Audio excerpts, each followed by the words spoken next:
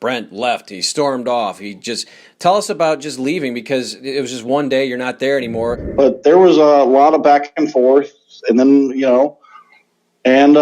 worked out an amicable deal where we can all shake hands and walk away friends. But I left, and here's the thing: is lots of people say, "Oh, he was fired." I wouldn't be able to legally say that I was not fired if I was fired.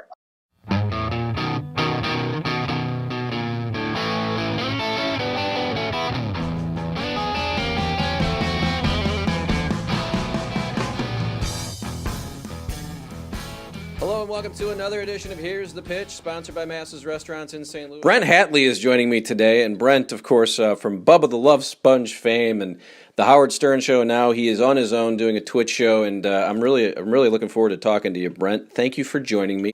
They were going through some major changes too, from what I remember, because Howard had his address around 2013 to the whole staff, and we need to change things. And then Marci comes in. Did those guys tell you, "Wow, this is really different here"? I mean, things are different, or did they? How did it seem? How did the atmosphere seem to you? Well, because I was there before and they're there. It was two totally different things. Now it's much more with everybody that came in now. It's much more structured and much more. There's a very definite, solid structure to it. Which with an organization that big, you kind of have to do that. You can't let things get out of control. So there's a definite, solid structure to things, and with that comes a little bit more red tape of getting your stuff on the air. But I understand. Like, you've got to the amount of stuff that's getting pitched to Howard. It's got to be cut down to a manageable amount that he actually gets to look at. So it's more structured. Last time it was a free for all, and there's that came through on the air too. Like, there's things to be said for a free for all, but I understand in an organization that large, it has to be brought under control, and it really was under control. They do have good systems in place there, and they do run a tight ship, and they do run a good organization. Amidst all the criticism that they get, like it's no easy task. You're the principal basically at a kindergarten, because all of us were very immature thinking. Sal, Richard, me, JD, Shuli. I mean, that group alone. Then you start throwing in Jason and Will and Gary. Like, I mean, could you have a group of more immature guys? Like, Gary is like the most mature one of all of us, and controlling us, which we needed to be controlled at times, is not easy. So I would not want that job, but they have done a good job of putting a structure in there and running a tight ship. That's what I was going to say, too, because there was a point there where I was sort of in and out, and then there's a Mehmet who shows up, and a Nowicki, and Chris Wilde, all these people that I'd never heard of, and I'm like, where are they coming from, and why is he bringing them all in? What did you think of all this new, or was it, I need younger, new talent? I've got Will, I got Jason, they've been with me for 20 years, but I want some newer, fresher voices. Well, I don't think it was that. I think it was, Mehmet is an interesting guy to begin with. So, like, he's interesting to talk to off the air, but on the air, he's even more interesting to talk to. And I like the fact that he will let his, neuroses, come through the mic. Nowicki is just a talented performer, kind of an interesting guy. Like, he can build guitars and set models. And, he's just an interesting, very, very talented guy. And Chris Wilding's one of those other people like me that's completely insane. So they kind of pick the people out in the office that are somewhat on some level interesting or quirky or insane, and that's what Howard can really break down. There's a ton of people that work there that are perfectly normal, middle of the road people, but that's not the ones that you hear on the air. You hear the insane people on the air because that's what's interesting. Like, you don't want to hear the guy that's sitting next to you in the cubicle at Barclays or at the guy that's working with you at Home Depot. That's not what you're looking to hear. You're looking to hear people that are really out of their minds, and I think that's what they look for. Tell me some of your favorite bits that you pitched, or was it just, hey, this weekend I'm going to be swinging, come join me? Or tell me, is that? Yes. So what I kind of did was my wife and I would go out and do stuff, and we kind of put together the notes on Sunday. We'd sit up on the roof of our apartment building and kind of smoke, and then put together the notes on Sunday, and I would email them to Jason and say, and he would always, I'd always tell him, like, hey, if you want this story, I'm glad to come in and tell it. If not, no big deal. So and they would, it would go into the stack that they present Howard, and he would call you in if it was an interesting story. It was basically that. I loved, as acrimonious as it was, I love the back and forth with Shuli and I, and people think I hate Shuli. I really don't. He's like a brother. Shuli and I worked together fucking 24/7. It seemed like from the moment we got to the building to the moment we left, Shuli and I worked together a lot. So we were kind of like brothers. We would fight like that on the air. So I love Shuli. I don't dislike him, but I did like what he did for this reason. It's because a lot of people out there have misperceptions like Shuli does. And he was representing a portion of the audience that just has this complete misperception of what swinging is or what the lifestyle is. Most people, if you're not in it, you really don't know or have any idea what's going on. And a lot of people have those misperceptions. And I was glad Shuli and Howard kind of filled that void for the audience so they could take that position. And then again, when you left there was all this. I mean, I read it and I heard Brent left. He stormed off. Tell us about just leaving, because it was just one day. You're not there anymore. Howard doesn't even really mention it. Tell us a little bit about that week where you actually have to tell them. And you're telling me it was fine. I had an idea, but tell us a little bit about that ending. Yeah. So as much as I can tell you. Here's what I can tell you. I just went to the powers that be and said, this is what I'm thinking. And then, like I said, I can't really get into detail, but there was a lot of back and forth. And then, we worked out an amicable deal where we can all shake hands and walk away friends. But I left. And here's the thing is lots of people say, oh, he was fired. I wouldn't be able to legally say that I was not fired. If I was fired, I'd legally, if you know anything about corporate exit agreements, it would cost me a shit ton of money if I was fired and I went out there and said I wasn't fired. It just would. It was just, I wasn't. I have no ill will towards SiriusXM. They have no ill will towards me. Same with the Stern Show. I just wanted out of New York. I wanted out of the cold. I wanted to do my own thing, and I wanted to move back into the tropics. So I'm only going to live one of three places the rest of my life, either the Tampa Bay area, New Orleans, or out in the Venice Beach, Santa Monica area of California. That's it. Those are the only three places I'm really interested in living. So I wanted to get back here, and I wanted to do my thing, and coronavirus played a small role into it. I'd say 10 to 15%. That pushed me over the edge. I was like, this is getting ready to get real bad in New York. I told my wife, real bad. So once I signed my exit agreement in mid-March, we weren't going to move to the end of March. We moved it up 2.5 weeks and said, we're getting out of New York area right now. So we packed everything up and we hauled ass down here. And luckily enough, I had a friend that could let me stay with him until I got an apartment let me stay with him for about a month and a half till I got this beautiful apartment for, it's a third of what I was paying in Jersey City. So in Jersey City, I had a 600 square foot apartment. Here, I've got over 1,000 square feet, 2 bedrooms, 2 baths, huge, in the sweetest part of St. Pete. And it's the rent's almost nothing. We got used to paying New York prices. I'm like, really? That's what you want for this apartment? Where do I sign the lease and how long can I sign for? So I'm just much happier now. Yeah, my goal is to be a neighbor of yours, at least in the winter, and that's what my wife and I are trying to live vicariously through you as we I don't know if we'll be coming over. St. Pete, Brad. Yeah. St. Pete. That's where you want to be. we like the West Palm, Jupiter area, kind of. That's where the Cardinals have spring training. Yeah, it's beautiful over there. It's a little more expensive, but we'll figure out a way. I'm amazed. I was looking at that because I think March 11th may have been your last day, and I'm fairly certain March 13th was the day the NBA shut down. So, I mean, that is crazy that it happened like that because we were me and my wife and my stepson were going to Disney World that next week, and she's like, I don't know if it's, she's like, they're going to close it. And we're like, everyone's like, they're not closing Disney World. It's like, they don't close Florida, Clark, and they, son of a bitch, closed goddamn Disney World. So she knew about it before then. Do you get a chance? You made it sound like you don't even really want to talk to Howard, even when you're trying to do work. So I'm assuming there's been no contact with him since, right? Or has there? When I left, there was contact with him, and he was, it could not have been nicer. I wish I could get on here and read you the note that he sent me and the note that I sent him. As a human being, he's a sweet human being. I love him and Beth as people. They are great people. And he sent me a beautiful note when I left. And I'm just not gonna bug the guy, obviously. But I do keep in contact with almost everybody there. Just because they're friends. They've been friends of mine since 04, 05. So it's been a lot of years that I've known these people. So. And in the business, it's a small business, and once Howard retires or they trickle out and leave and go do some other stuff. Who knows who might work together or who will be on whose shows. So I just try to stay in contact with everybody. Yeah. So with Bubba, you weren't obviously up at Sirius that much.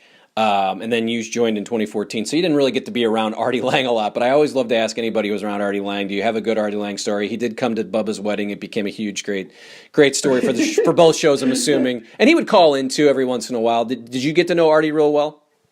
Yeah, I did, actually. And even when I was leaving Bubba's show, he was one of the people that I talked to on the phone. And he kind of was like, Brent, you're going to be fine. You're going to be great. Everything's awesome. So I love Artie. Artie is one of my favorite people in the world. Like, the guy is a sweetheart, and he's got a huge heart. And I feel for him for any of the pain that he's in. And I've told him personally up at Sirius when I've seen him up there, even with any of the bullshit he was going through with some of the people from the show not liking him, I just pulled him aside and said, hey, man, if you ever need anything, just give me – and I just texted him this the other day. If you ever need anything, support, or even somebody to talk to as a friend, just give me a call, because he was there for me when I needed somebody too. So but the funny story is at Bubba's wedding, Artie had money on the Saints. The Saints were playing the Eagles in the playoffs. Artie had money on the Saints, and we're both looking at our Blackberries at that time to get scores. So I'm like, Artie, there's a sports bar like right across the street. We can go hang right over there. And he's like, okay, let's go. So Artie and I go over there. I get me a big, huge, tall whiskey sour, and I'm sitting there with Artie, who's stressing about money. Like, it's right on the edge of the Saints covering or not. And then I turn around, and there's everybody behind me, Tim Sabian and Gary and like Scott Farrell. Everybody has come across the street and is with Artie and I partying. So later on that night, after everything's over and Artie lost money, he goes, hey, man, I'm still glad. I'm glad because I'm a Saints fan. He's like, I'm glad your team won even though I lost money. And I was like, hey, we're getting ready to go take some Coke and go hang out with strippers. You want to come with us? And he was like, Brent, if I started doing Coke, we'd wind up in St. Louis by the end of the night. I was like, okay, understood. I just wanted to be hospitable. So he turned down that, but a group of us did go out with the strippers and the Coke that night. Good for you. You did say you texted him. I know he's coming out of hiding a little bit. Have you talked to him or had any conversations with him via text in the last couple months? No, I just I texted him the other day. I've got 2 numbers for him. I texted him to both of them just to tell him I hope he's doing well and if he needs anything. I haven't heard back from him, but I just wanted to reach out and let him know, man, I'm here for you if you need me, brother. And I love Artie. He's one of the most talented people that I've ever heard on the radio, and his stand-up is just fantastic. So great fucking guy. Love him. Yeah, I've met him a couple times. I love that a lot of his punchlines ended with having a coked out in St. Louis, or he had a sandwich thrown at him at this place at the Funny Bone. So he's had some fun here, probably too much fun than he probably will be wanting to talk about in the future. But yeah, we love Artie. Were you around for Scott the Engineer's exit? I think that was after you, right? No, that was before me. Scott actually in the last few months sat right next to me in the office with myself and Shuli, and who else was in there? Mike Fox. So huge office. He sat next to me. And Scott's one of the people in life outside the Stern Show or whatever. He's just one of the people in life I feel bad for Scott. And I used to tell Scott this all the time in person, so this is no secret. Does he want to hear that? Because that's what he's been said. They've been calling him a loser for all these years, and you're like, I feel so bad for you. It's funny, but I did. I told him, I feel bad for you, brother. And I said, Scott, the only thing I want for you is you to have 5 minutes of enjoyment in your entire life, because he really is that down on himself. And I think it becomes a self-fulfilling prophecy. You get down and people tell you you're a loser, and you get into a downward spiral, and it gets in your head. And I tried with him. I told him, like, Scott, I love you. You're a great guy. Like, don't let any of this stuff get you down. And, he's somebody that's run into some bad luck and things like that. But I love Scott. I really, really do. I think he's a great guy. What was that day like when he's not sitting there the next day? I mean, that just seemed like the weirdest one of all time. Yeah, it was just weird to me because I had no idea what happened. I hadn't even heard. I was like, what's going on? They're like, you didn't hear? I was, no. So it was just weird. It was weird, and it just made me incredibly sad because I love Scott, and he'd been with the show for so long, and I just think that he should have been able to like retire or whatever he wanted to do in his time, because he really did put his heart into the show for a lot of years. Well, I hope one day he wants to talk here, because I think he would be fun to talk to and hear his story. But I'm He is. not sure he's He would. not sure he's going to be telling it soon. So we're wrapping up a little bit. Again, I appreciate your time. Oh, I guess I have to ask, because it's out. The jackhammer, that wasn't a big thing, right? That had nothing to do with you leaving the Stern Show. And everybody reads it, they go, "Oh, No. Here's the deal.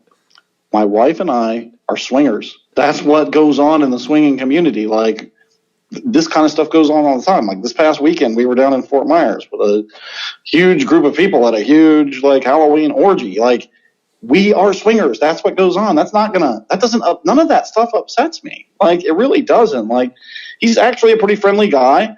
I went out to LA. I had a couple of chicks, and my wife was friendly with one of the chicks that I was with out in LA.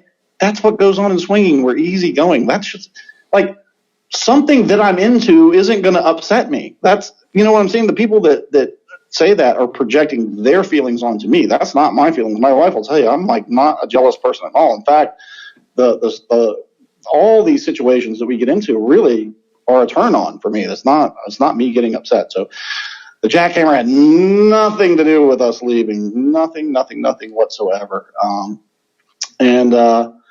You know, he's a nice enough guy, but swinging lifestyle, you meet, it's a dime a dozen, man. You meet lots of people. So, but that's what we are. That's what we do. We swing. Big deal. I mentioned Scott the engineer. I believe he had an episode of swinging way back in the day. Did you guys have a chance to discuss? He came up to me after the first time I went on the air and talked about it. He came up to me and he goes, "Hello, my fellow swinger." Yeah, he used to do the key parties, like where they would go, like you put your hotel room key in different bowls and just be random. Now that I don't know if I could actually do. Like, well, I need some time, and this is going to sound very chickish of me. I need some time to talk to the woman and kind of get worked up and into it. Like, and if a woman's not cool and doesn't have a cool personality, like, I'm out. And that's what I've learned, that I like. I need to, like, this past Halloween, like the party was at a regular bar from 8 to 12, so you couldn't really do anything. So it gave me a chance to like mingle and socialize with everybody. And then when it was time to get back to the house and get down to business, like I was comfortable with everybody. So yeah, it's a fun lifestyle, but people that aren't in it have some really serious misperceptions about what goes on and the jealousy of the guys in it. Because the guys in the swingers lifestyle are not jealous. Trust me, we have these conversations amongst ourselves all the time. It's interesting. We have an area in St. Louis, a little west, that is known for this. Pineapples out on this front porch, so we know about it here. I don't know if I'd be able to partake. I know my wife would not be interested in that. But, the Twitch show, though, again, you're on Twitch, and just tell me a little bit about what you do. You do this every night. Tell us how we can find you and just kind of what you're doing there. And it's obviously seemingly working so far for you. Oh, it is. It's working very well. So the Twitch channel is at Brent Hatley on Twitch, 6 to 8 p.m. Eastern time every night. We are on, my wife and I, and it's a show that is politics free. So if you're looking for politics free, we got you covered. It's politics free. We talk about music. We talk about sex. We talk about sometimes the law. We get into fun discussions. And if people are chatters that have questions for us about Bubba or Stern or something that we did, we're happy to answer that. We take all the questions and we address everything. So and it's a fun discussion. Like the regular people that we have in chat are fun to chat with too, because there's some smart asses that like to give me a hard time and talk about how hot my wife looks. Caitlin is very, very, very warm, I will say. As you do post pictures around Twitter, and I get very happy about that. So I look forward to. I'm going to watch. I'm going to get on Twitch. I'm not a gamer, but I need to get on Twitch and find this stuff out. But I really, your career and your just kind of your background is so cool. I do want to. I don't know if you talk about your time in the Gulf War at all. If you do have any. If you have stories, I don't know if I want to hear stories, but I want to say thank you for being a part of our military.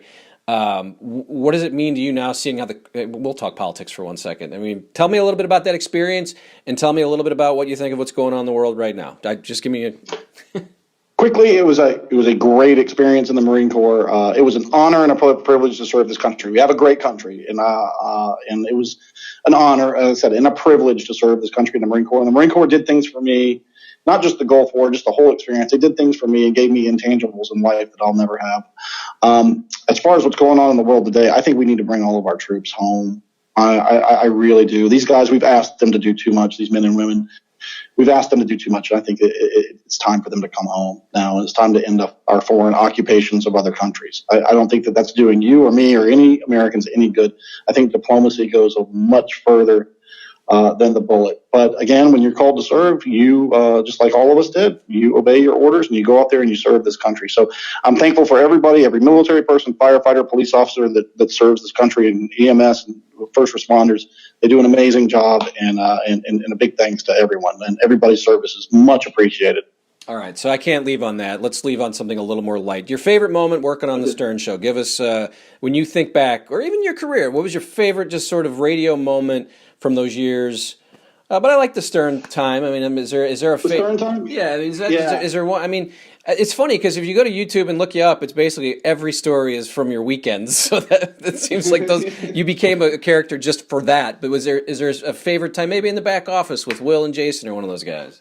So my favorite time on the air was the time that, and I love Ronnie, the limo driver, just so everybody knows, I love him, and I was just busting his balls this time. So Howard had told us no more doing events like the Stars of Satellite Radio. It really bothers him. So Ronnie one morning, so there's a partition between us. It's not a wall, and he's talking loud. Like you hear him on the air talking loud to Sal about how he can get them booked for the Stars of Satellite Radio again. And Howard had said, like, anybody does anything like this again, you're fired. So I went to Sal. I was like, hey, is it okay if I go ahead and bring this up with Howard? Because I took notes on it. I was like, is it okay if I go ahead and bring this up with Howard? And he's like, Sal's like, absolutely. Like, I'm not doing this. I don't want to lose my job. So we waited one day, and then I brought it up, and Ronnie exploded, and that turned into like an hour of me versus Ronnie going back and forth. And I know he was mad, and I almost felt bad for him, but I just couldn't help myself that day. I had that little mischievous gremlin in me, and I wanted to go in there and do some great content. And that bit probably was my favorite because it got everybody riled up. It was like Team Ronnie, Team Brent, and like it got really everybody riled up, and it was lighthearted and fun. It wasn't going to get. Nobody was hurt by it. I'll say, of all the puppets that have been created on the show, I mean, Ronnie is a real-life puppet. Like, the puppet's not even as funny as Ronnie is. It's that he's that always insane. It's funny to me. And so, yeah, I would assume it was fun working with Ronnie. I really appreciate your time. Anything that we missed? Anything you want to add before we wrap up? No, thanks for having me, and thanks for having a real discussion about radio. And it's very interesting to have this type of discussion instead of some of the acrimonious ones that I have to have sometimes. But this was great, and thank you so much for the opportunity. And I always say this to everybody that I send these out to. Hey, can I do this? Not here to throw bombs. I'm interested in that minutia of how it works. I think people who are in radio are interested on how it works. So you've done a great job, and it's been an interesting chat, and I appreciate you doing it with me today. So, Brett, have a great day. Appreciate your time. Thanks for watching. We'll see you next time. Again, Masses is the sponsor, stlmasses.com. Go there, get the menus on the website, look at the directions if you're coming through St. Louis. The Winghaven location, Winghaven, might be some swingers. That's what they say. So check it out, Masses Restaurants, and we'll see you next time. Thanks.